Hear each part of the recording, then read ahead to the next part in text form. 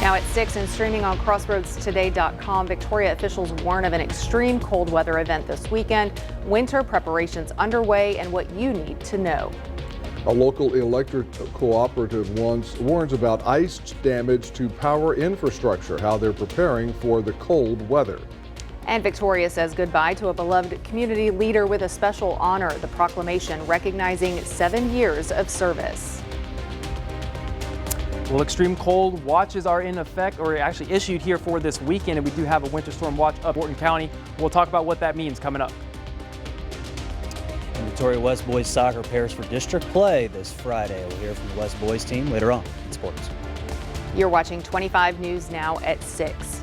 Good evening and thank you for joining us. I'm Shawna Currie. And I'm Brubaker. A major winter storm is coming to the Crossroads this weekend. Let's go to meteorologist Jacob Lozano for a first look at this forecast. And we're still keeping an eye on it. Still not exactly sure what we're getting, but we know we're getting some very cold weather. That is for sure. We are getting very cold weather. We're still uncertain about the precipitation that we could see, but it's starting to lean a little bit more towards the freezing rain. But if we take a look right now at the graphic, it is extreme cold watch that we're watching for this weekend for us right now. That means that we could see wind chills down to 10 degrees feels like. So it could feel like 10 degrees. That makes you want to bundle up because frostbite is no joke. I'll just say that. As well as a winter storm watch up in Wharton County where they could see up to about 1/10 to 3/10 of an inch of ice. Now it doesn't rule out specifically that we don't see any of that down here. It's just right now the National Weather Service is more focused within that area that they could see that. Now, that does issue a weather alert day because we do have a possible chance for some freezing rain across all our counties,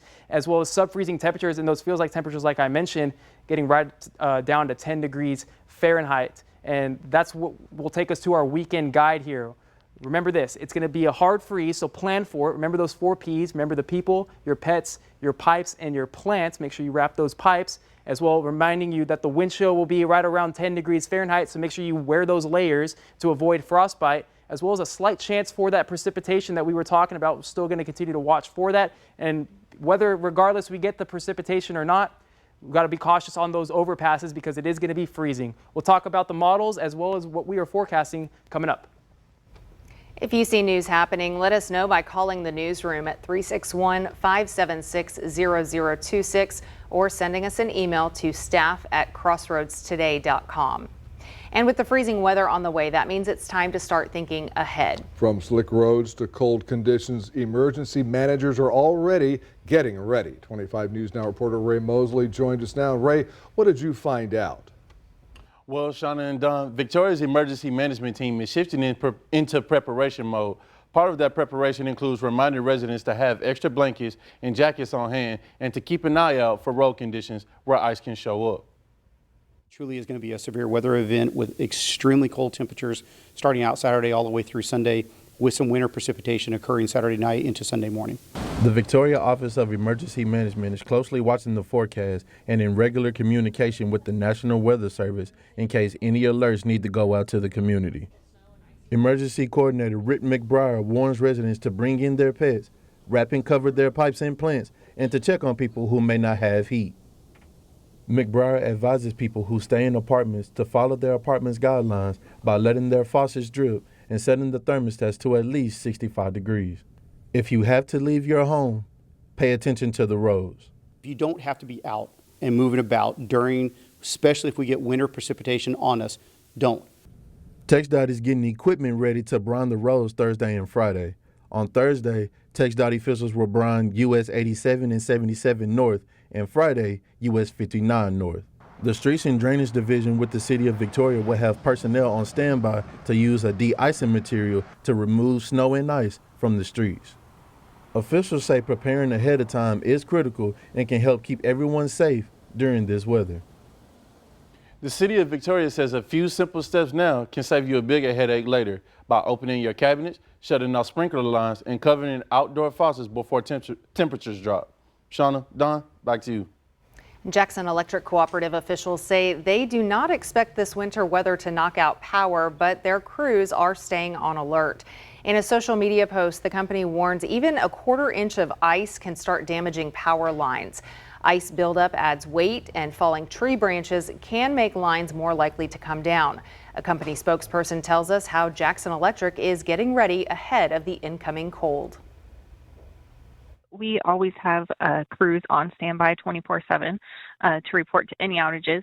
But during events like these, whenever the weather can get worse, we do inform our guys that we may need additional crews throughout the weekend.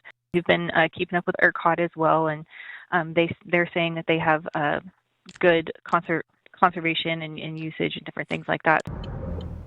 The co-op officials are advising residents to avoid any downed power lines if there are any, and to call their main line to report any outages.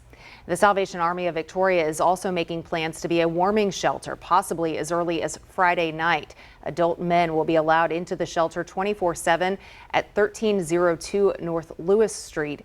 When the warming shelter opens for women, it will be at the Salvation Army Life Enrichment Center at the same location. The warming shelter opens when temperatures dip below 35 degrees or the wind chill factor drops below 30 degrees.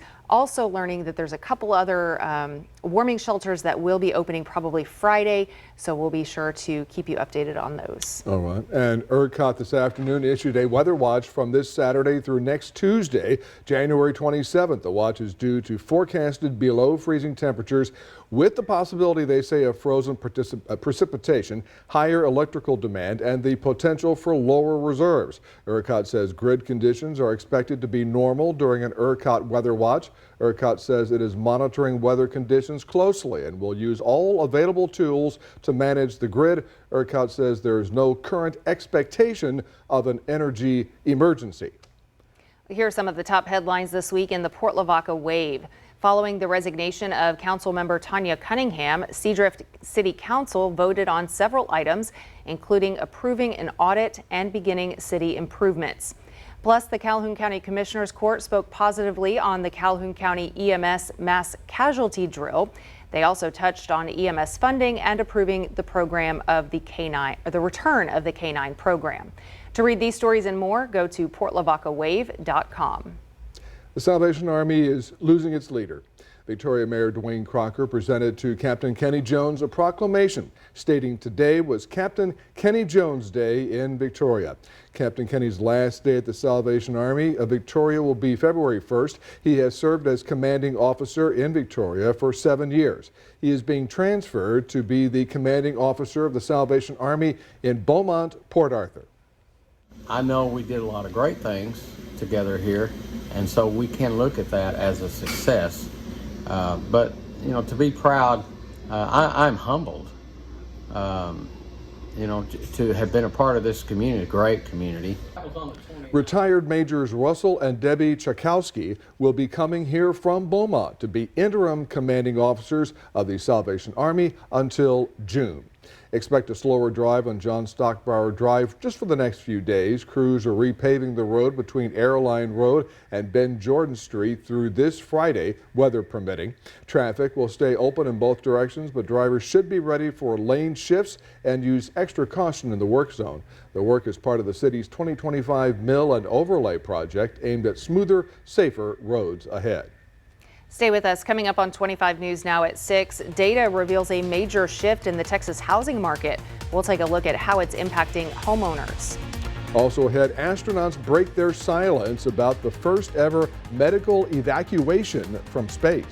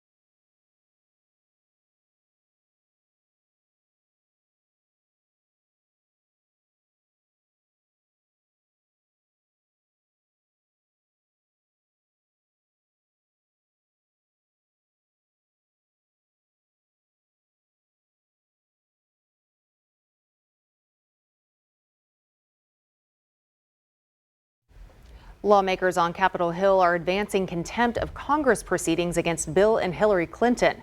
It's over their refusals to sit down for depositions with a congressional panel's investigation of the late convicted sex offender Jeffrey Epstein. The Republican-controlled House Oversight Committee voted to send the effort to the full House for a vote. Some Democrats joined Republicans in voting to advance the contempt referrals against the former president and former Secretary of State. The astronauts part of NASA's SpaceX Crew 11 who were evacuated back to Earth from the International Space Station, they're now speaking out. ABC's Melissa Don shares their journey after one of the astronauts experienced a medical issue last week. Today, the astronauts who successfully completed a first-ever medical evacuation from the International Space Station speaking out. NASA made all the right decisions. Last week, the 3 astronauts and 1 cosmonaut of Crew 11 cutting their mission short and making it back to Earth after one of them experienced a medical issue. We were getting ready for an EVA. Something happened. The team came together, and it wasn't just this team, but the whole team, like Zena said, around the world. NASA and the astronauts are still not disclosing what the medical issue was or which crew member it involves out of concerns for the crew member's privacy. Returning nearly 6 weeks early after 167 days in space. Endeavour crew, enjoy the ride home. Hours later, their capsule lighting up the sky as they re-entered Earth's atmosphere. 2 rounds of parachutes deploying to slow the descent. Standing by for splashdown. Splashing down off the coast of San Diego. It was beautiful re-entry and splashdown. The dolphins came to visit us. I actually enjoyed re-entry even more than launch. It was a lot of fun, and I'm very grateful that I got to experience that. NASA says the impacted crew member is doing fine, but their identity is still a mystery to the public. Melissa Don, ABC News, Los Angeles. After nearly 3 decades with NASA, astronaut Suni Williams is turning in her spacesuit. Williams joined NASA in 1998 and set several spaceflight records during her time with the agency. She logged 608 days in space in her career. That's second place in the NASA record books. Williams' most recent mission was on the Boeing Starliner with fellow astronaut Butch Wilmore. The two were supposed to spend roughly a week at the ISS, but it ended up being a stay of nearly 10 months. Now both are retired from NASA following the Starliner voyage. SpaceX is sued by a worker who says he was injured by a 200-pound bucket of bolts. Julian Escalante claims negligence when he was hit by that bucket while working at the Starbase facility in Boca Chica. The incident occurred in November 2024, reportedly, where Escalante's right arm was entangled and pinched by the falling bucket, which dragged him down and caused serious injuries. The lawsuit claims that despite reporting the incident to his supervisor, Escalante was not provided with proper treatment and was instructed not to report the injury. Here's some of the top headlines in the Cuero Record. A petition is circulating in Cuero asking the Cuero City Council to consider revoking or revising the 287G agreement with ICE it approved December 8th. And a Cuero man recently donated a new novel written by his granddaughter to the Cuero Municipal Library. To read these stories and more, visit DeWittCountyToday.com. And to get more news, weather, and sports headlines, come to our website, crossroadstoday.com. Well, last year, home values in Texas dropped by almost 2.5%, marking the largest single-year decrease since 2011. Zillow data shows the typical home value in Texas is now almost $295,000, nearly $7,400 lower than at the end of 2024. This decline reflects a broader trend in the Texas housing market, where many cities are experiencing significant drops in home values, particularly in urban areas like Austin. And Ford is recalling about 116,000 vehicles because of a possible fire risk. The recall includes certain Focus, Explorer, and Lincoln vehicles. Model years range from 2013 to 2019. According to the recall notice, the engine block heaters may crack and develop coolant leaks. As a result, the block heater may short circuit when it's plugged in, which will increase the risk of a fire. Owners should not plug in their block heaters until the problem is fixed. Dealers will replace the block heaters for free. It was a bit of a gloomy day, but we did have a couple showers that had rolled through Victoria, the majority of it up the 59 corridor, just right around Wharton. We do have more rain in our forecast. We'll talk about the type of precipitation we could see this weekend.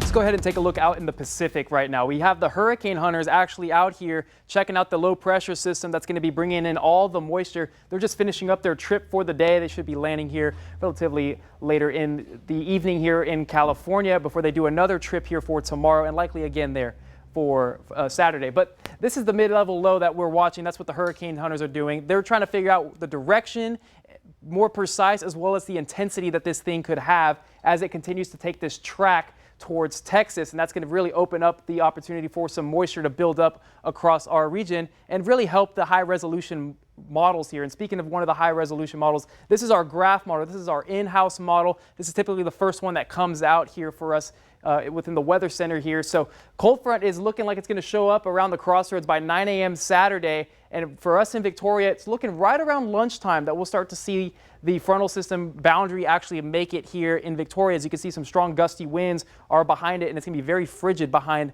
this cold front. So planning for Saturday morning to see the front roll through here. But until then, temperatures will be feeling in the mid 70s here for tomorrow. 76 there for Friday, getting to 50 here for Saturday. And once again, we'll be dropping down into the 40s here by 5 p.m. here Saturday before we start to get into those frigid temperatures. 6 a.m. Sunday, we're seeing 25 degrees. We're seeing 19 up in Gonzales, 25 down in Beeville. And it doesn't look like, based off this model, that we break freezing. We're actually at 32 here by 8 p.m., looking like it may be right around the high. Some areas are going to be likely breaking that freeze point, but others, you can see up north, are still up in the 20s there for the afternoon high. But then we look to Monday, and we're going to be right around the 20s once again. We're likely going to be seeing some teens before we break the freezing number there by 3 p.m. here on Monday. Well, why is that such a concern? Well, we have a lot of moisture in our atmosphere that's going to be falling down here on the surface. But here we go for Thursday. We're going to be watching as a stalled boundary layer is going to continue to feed in some moisture here for us across the crossroads region. And then we start to see more of the Pacific moisture make a return here by Friday night into Saturday. So we're going to keep with a pretty scattered amount of shower activity, about a 50 to 60% chance for some rain here for Saturday as we go through the morning time. And then we go ahead, and there's the frontal boundary as we can see some more lift being taken place here with the heavier shower activity. That's why we're seeing that specifically there with the orange and the yellow. But then we look ahead up north. This is about as far as this model will go out as of right now, but you can see lots of ice, lots of snow up north, and some pockets of freezing rain are already picking up around the Austin area here by Saturday, 3 p.m. and 4 p.m. But look at all the moisture that's being picked up off of this mid-level low that's going to be pushing down south. So lots of energy here for it. We're going to continue to watch for the boundary layer to make it down south. Going ahead and looking at our extended models, it does give us a good opportunity where we could see a brief area like Wharton County, which are under a winter weather watch there. That's why they've got it there. But for us, I'm not ruling out that we don't see any sleet just yet. It's pretty good likely that we could see some there for the morning time here for Sunday. But until then, we got foggy conditions. Temperatures will be right around the 70s here with southeasterly winds at about 6 miles per hour. Port Lavaca going to be seeing similar conditions at about 71, but mostly the partly cloudy skies, as well as Cuero getting on the warm side, as well as that frontal boundary finally figures out what it wants to do before it heads out. So 10% chance for tomorrow, giving it a 30% chance for Friday as we start to see the moisture roll in. A little bit of fog to start off the morning as well. And then we got our alert day set up. Front moves in Saturday, keeping the rain percentage at 60% for right now. Temperatures drop to 25. It's going to be freezing. And then we're likely going to be watching for some freezing rain overnight Saturday into Sunday morning before temperatures actually just continue to be in the 20s here for Monday and Tuesday. Now don't forget to scan the QR code for more news, weather, and sports. And here's Shawna. All right, switching from weather to sports, here's Sports Director Max Williams. That's right, Shawna. After the break, we're going to highlight Shiner All-District Awards from this past year, so stay right there.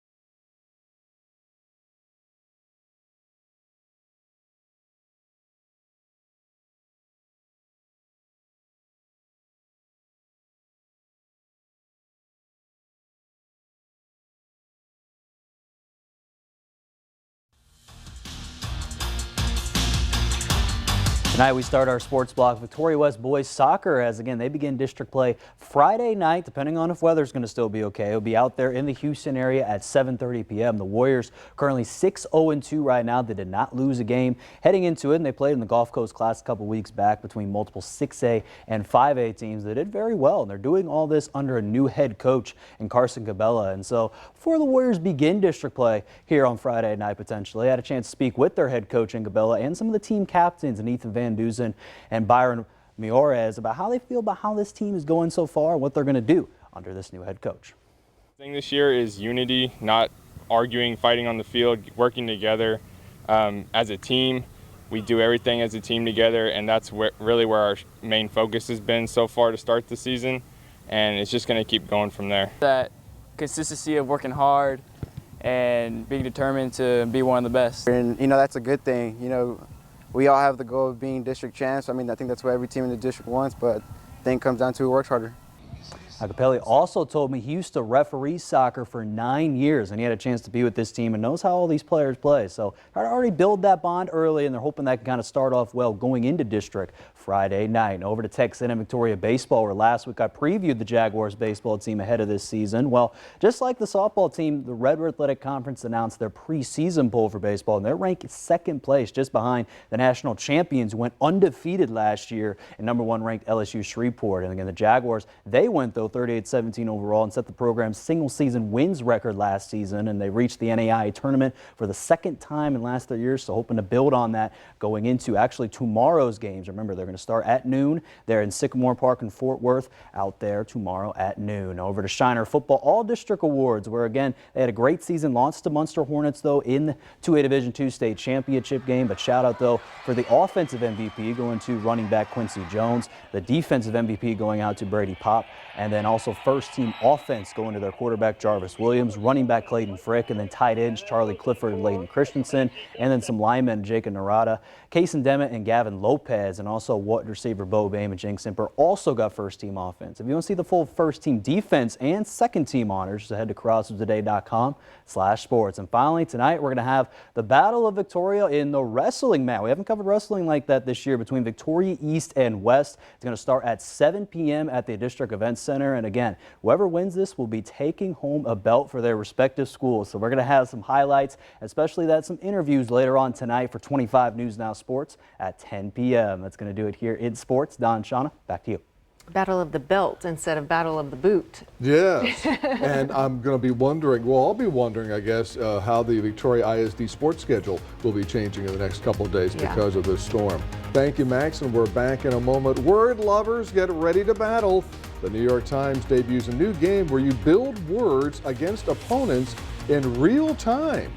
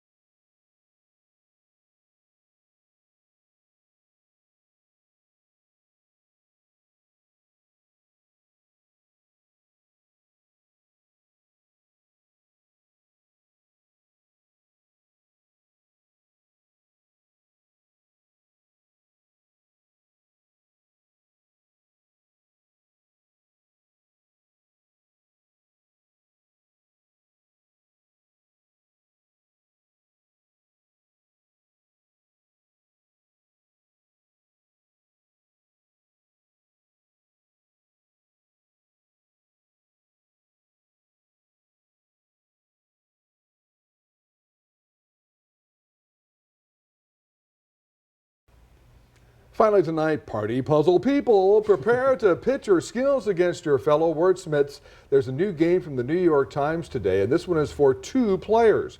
Crossplay offers real-time competition in a new app where contestants will go head-to-head. Players take turns building words on a shared game board and earning points. How about that? I think there's another game. Yeah, I could get confused real fast doing that. Another game that looks very familiar to that, but You had all the P's there at the beginning of that story, and we're remembering all of our P's for the weather this weekend. Make sure you wrap those pipes, take care of those pets and those plants, and always just check in on those people during this weekend because it's going to get frigid here. We got alert days up for 4 days.